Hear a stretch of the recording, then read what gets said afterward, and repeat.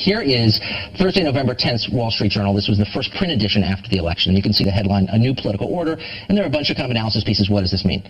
Here's the Times. Here's your paper's first print edition after Trump's election. Democrats, students, and foreign allies face the reality of a Trump presidency. Now, if you substituted Trump presidency with, I don't know, terminal cancer diagnosis, it would not change the meaning of this. I mean, that's advocacy, isn't it? I think that kind of a headline is exactly what concerns me, which is that I don't consider it advocacy, but I consider it almost an unrecognized point of view that the Times has, that comes from being in New York, being in a certain circle, and seeing the world a certain way, not being in touch with people who don't live like them or don't live in cities, and who are the ones that elected like Donald Trump to the presidency. They're just out of touch with that. And what I found when I got so many emails into my office, about 5 times the normal amount that I typically would get in a week. I started taking to the phones and just calling a lot of those people to hear what they thought. And what I was most surprised by is how many liberal readers who I called who were angry at the New York Times. Because it was unfair. So your piece came out, and I was heartened as a lifetime reader of the New York Times. I thought, boy, someone's being kind of honest about this. There's no ideological diversity, so they're off the rails, and they should know, and you pointed it out.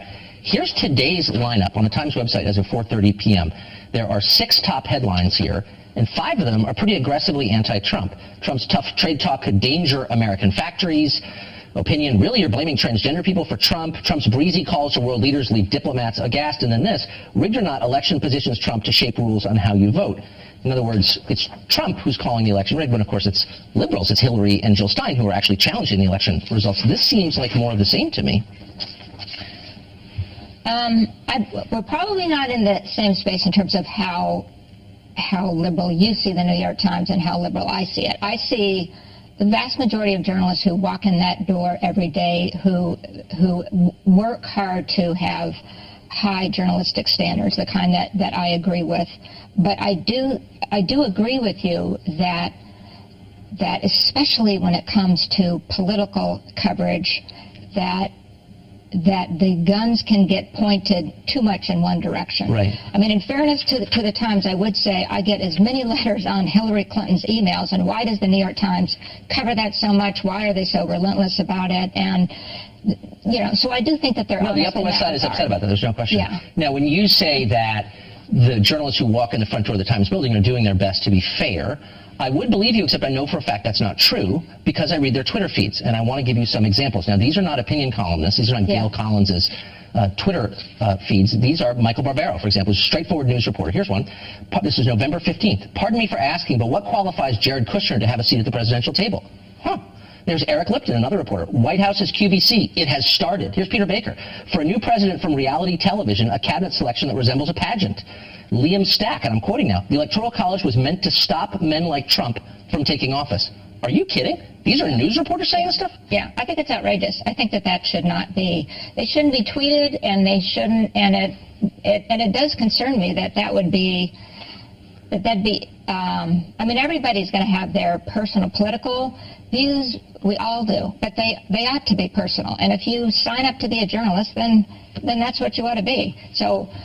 When I say that I think the majority do walk in the door, there's hundreds and hundreds of reporters at the New York Times. These are the ones who are covering politics. These are the famous ones. Yeah. And here are ones that particularly bothered me, because they suggest not just the personal politics on the part of the reporter, but what they believe the mission of the Times is. This is from Michael Barbero, November 9th. This is Election Day. Quote, "We had fearless journalism throughout 2016. Voters wanted what they wanted." In other words, we tried to keep this guy from getting elected, but he did anyway. Peter Baker, same sentiment. This is recently. "Real scandal isn't what the media didn't report. It's what it did, and readers didn't care." In other words, we tried to stop Trump from getting elected, but he got elected. Wait, don't blame us. That suggests they don't understand the mission of a newspaper, which is to bring you the news, not to affect the outcome of a political race. Yeah, I think there's a lot of angst and concern at big media organizations about whether we're going to get blamed by the left, by the half of America that did not vote for Trump, for putting Trump in office. And so I do think that you see a lot of that sentiment out there. Yes, but is there concern as much concern about non-left readers like me. No, I don't think there is. Here's my honest, and you're not responsible for this, I don't mean to bark at you about it, but where are the editors here? I mean, if I was the New York Times and my editors were tweeting crap like that, I would say, you stop that right now, I'm firing you. Why don't they do that?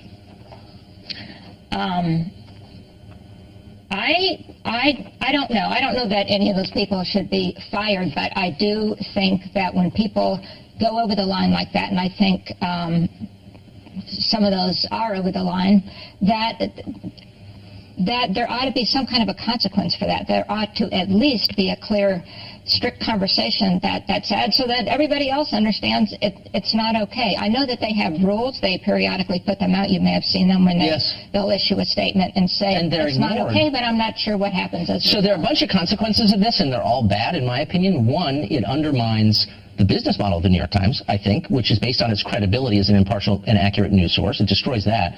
But it also empowers the alternative media that everyone in your world is so upset about. They say, well, people are getting their news from these non-legitimate sites. And there's some truth in that, by the way. Why is that happening? Because legitimate so-called sites like the New York Times or NBC News or the Washington Post have so debased themselves that people feel like, I'm going somewhere else. Do you see that phenomenon? Not as much as you do. I think Fox News has debased itself more so in the opposite way. They're not, I don't think that Fox News holds the middle ground of sort of honest. Here's the difference. Journalism. On this show, which is the one thing I can speak for, I'm totally upfront about my opinions. Sure. No, I never pretend that I think anything. Well, I think our news is kind of above. I'm not going to be in the position of defending a company. I can only defend my show. I think Fox News is fair. But this show, I'm totally upfront. So if Michael Barbero comes out and says, you know what, I'm kind of a left-wing political activist, fine. I have no problem with that. I'm happy to read it. But when he lies to me and says I'm a straight news reporter, why shouldn't I be offended? Yeah. Well, I am not defending those kind of tweets, and I do agree with you that I just don't agree with some of the terms that they're debasing journalism. I don't agree with that, but I do agree that it makes no sense to me in terms of what the New York Times claims it is and wants to be. And as you say, their business model, they have a business model that is based less on advertising and more on getting subscriptions from people. And why would you cut off half of America and make them feel like this is not their New York Times? But also there's a high-handedness. When they start lecturing me about fake news, you guys have been on this obsessive jihad against fake news, I'm thinking, well, I kind of believe that Iraq had massive stockpiles of weapons of mass destruction because I read it in the New York Times. And, of course, that wasn't true. I thought maybe Tawana Brawley was telling the truth because I read it in the New York Times. So to lecture me or the rest of the country about fake news, not really in a position to do that. Fair?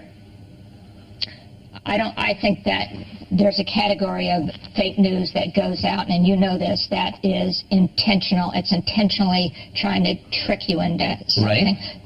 I don't think that's the same as weapons of mass destruction, where journalists were not up to their highest standards, and I'm among those. I was at the Washington Post at that time too, so I'm not blaming anybody else. But the intention was not to put out fake news. That's different than. But I think swept up into the category of fake news is not just Ukrainian bloggers trying to undermine American democracy. It's also sites the Times doesn't agree with. They're like, well, that's just fake because I disagree. That's my impression. Yeah.